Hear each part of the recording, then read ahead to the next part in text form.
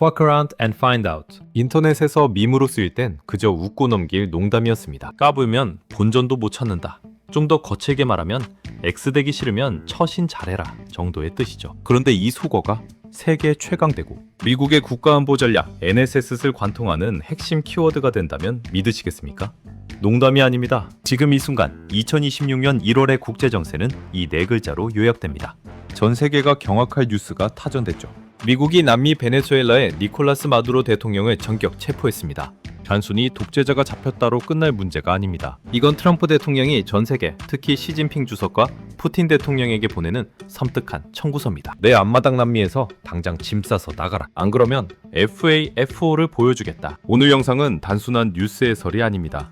트럼프가 서방구를 완전히 장악하기 위해 설계한 거대한 판, 그리고 그 대가로 대만과 우크라이나에서 벌어질 수도 있는 충격적인 빅딜에 대해 분석합니다. 여러분의 주식 계좌와 대한민국의 안보가 걸린 이야기 지금 시작합니다. 먼로주의의 부활, 돈노주의. 역사를 잠깐만 되돌려보죠. 딱 200년 전입니다.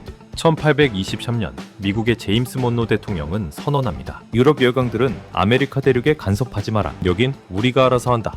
이게 교과서에서 배운 먼로주의입니다. 그리고 2026년 도널드 트럼프는 여기에 자신의 색깔을 입혀 돈노주의를 완성했습니다. 과거의 적이 유럽이었다면 지금의 적은 중국 자본과 러시아 군대입니다. 사실 지난 10여 년간 미국은 너무 바빴습니다. 중동에서 테러리스트 잡느라, 동유럽에서 러시아 견제하느라 정작 자기 집 뒷마당인 남미는 방치해뒀죠. 그 빈틈을 중국의 1대1로가 파고들었습니다. 가장 대표적인 예가 페루의 창카이 항구입니다. 중국 국영기업 코스코가 무려 4조 원을 쏟아부어 만든 이 항구.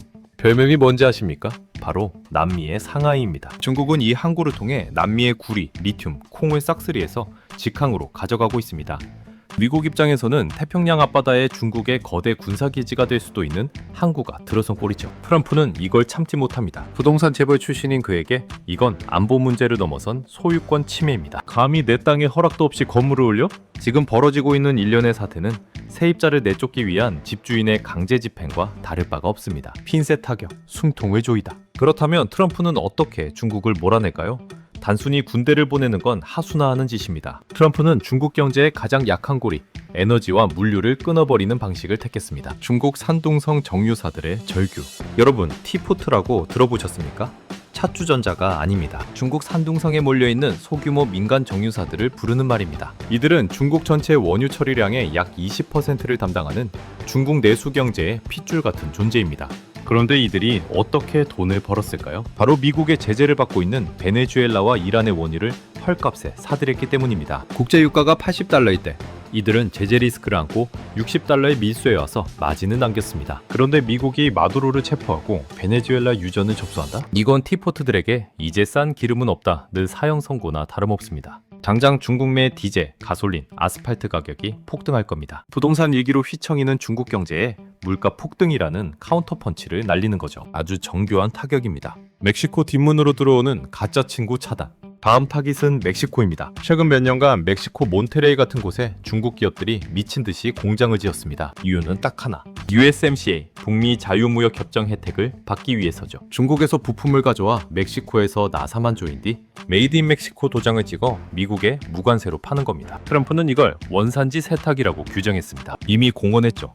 멕시코에서 오더라도 중국 자본이 섞여 있으면 관세 200%, 아니 1000%를 때리겠다. 이건 단순한 무역전쟁이 아닙니다. 공급망에서 중국을 완전히 배제하겠다는 거세 캐스트레이션 작전입니다. 위험한 거래 시나리오. 자, 그런데 여기서 우리는 한 가지 섬뜩한 질문을 던져야 합니다. 트럼프는 왜 이렇게까지 서방구 남미에 집착할까? 단순히 뒷마당이라서?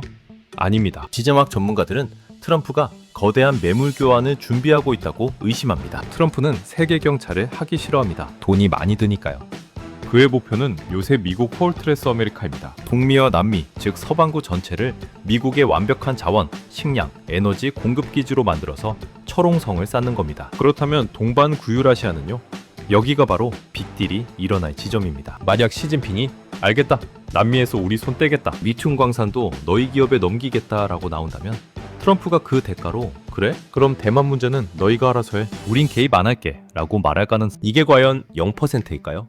우크라이나도 마찬가지입니다. 푸틴에게 베네수엘라랑 쿠바에서 군대 빼라, 대신 우크라이나 땅 일부는 네가 가져라, 이런 식의 부동산 개발업자식 딜이 오갈 수 있다는 게 가장 큰 공포입니다. 물론 미국의 주류 세력은 반대하겠죠. 대만의 TSMC 반도체는 미국에게도 생명줄이니까요. 하지만 트럼프라면 TSMC 공장은 전부 미국 애리조나로 옮겨라. 그리고 껍데기만 남은 대만은 중국 주든가 말든가 라는 식의 극단적인 계산을 할 수도 있는 인물입니다. 이 거래설이 현실이 된다면 동북아시아의 안보 지형은 6.25 전쟁 이후 최대의 격변을 맞이하게 됩니다. 주한미군의 위상도 한반도의 운명도 장담할 수 없게 되는 것. 한국의 생존법과 투자 포인트 너무 공포스러우신가요?